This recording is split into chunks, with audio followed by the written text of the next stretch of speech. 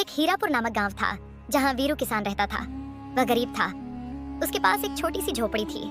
वह उसमें अपने 2 बच्चों के साथ रहता था और उसकी पत्नी का देहांत हो गया था। गांव वालों के साथ में उसका मिलजुल बहुत ज्यादा था। गांव वाले भी उसकी बात माना करते थे क्योंकि वह सबसे अच्छे से बोला करता था और थोड़ी सी उसके पास जमीन थी जिस पर वह खेती कर कर अपना गुजारा किया करता था। फिर एक दिन, अरे बेटा मोहित, मैं खेत जा रहा हूँ। आज मुझे खेत पर ज़्यादा काम है, शाम तक आऊँगा और तुम कोई शरारत मत करना। अब मैं जा रहा हूँ। ठीक है पिताजी, मैं कोई शरारत नहीं करूँगा और समय से खाना भी खा लूँगा। आप बेफिक्र होकर चले जाइए।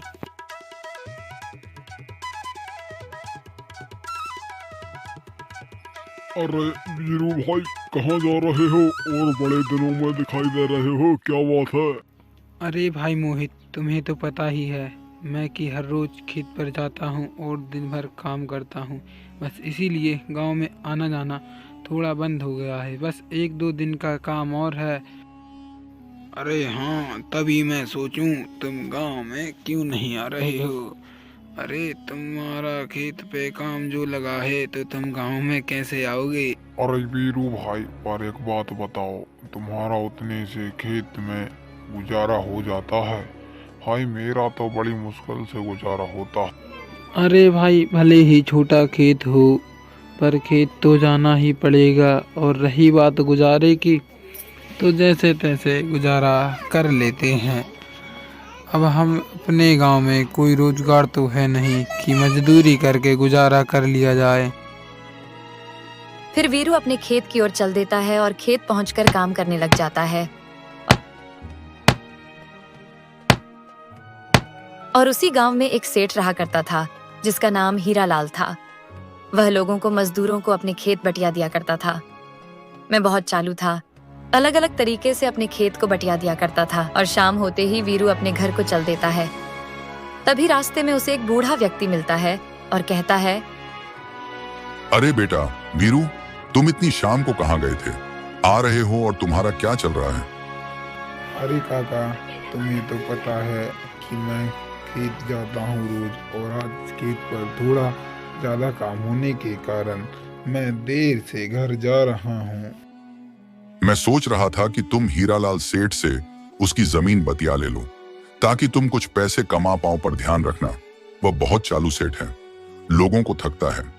कहीं तुम उसके जहां से मैं मत फंस जाना, वरना उसके जहां से ऐसे नहीं निकल पाओगे। जिंदगी भर व्यास जी देते रहोगे और उसके पैसे भी नहीं लौटा पाओगे। अरे काका, तुम ठीक कहते हो। मैं कल ही सेठ के पास जाऊंगा और उससे बोलूंगा कि तुम्हारी जमीन मुझे बटिया दे दो।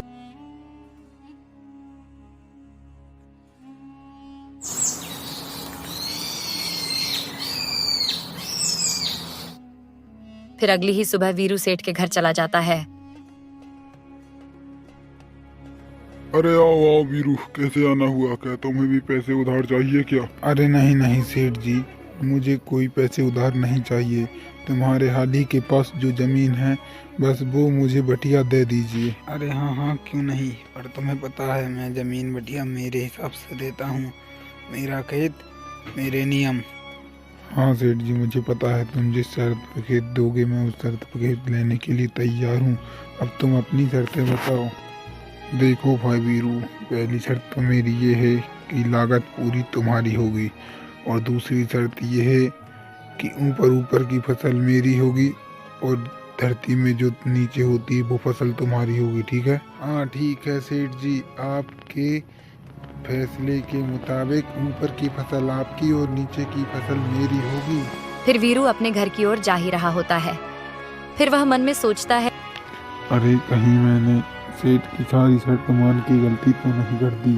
शर्त के मुताबिक ऊपर की फसल सेठ की और नीचे की मेरी होगी। अब मैं कौन सी फसल बोऊंगा? अरे हाँ, आलू सही रहे।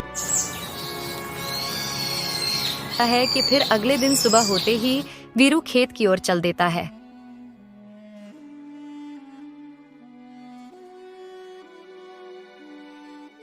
खेत जाकर अपने बैलों से पूरा खेत जोत देता है और उसमें आलू की फसल बो देता है। कुछ दिन बाद जब फसल आ जाती है, तब वीरू आलू और सेठ को खेत पर ही बुला लेता है। सेठ जी, मैंने तुम्हें इसलिए बुलाया क्योंकि फसल अब आ चुकी है, इसलिए शर्त के मुताबिक नीचे की फसल मेरी और ऊपर की फसल तुम्हारी होगी। मैं तुम्हें आलू के पत्ते का भूसा दे दूंगा और आलू मैं रख लूंगा। अर्थ के मुताबिक सेठ को ऊपर के पत्तों का भूसा मिलता है और वीरू को सारे आलू मिल जाता है। मेरे प्यारे दोस्तों, इस वीडियो का नेक्स्ट पार्ट देखने के लिए चैनल को सब्सक्राइब, वीडियो को लाइक कर दो और इस वीडियो पर 10 लाख व्यूज टारगेट है।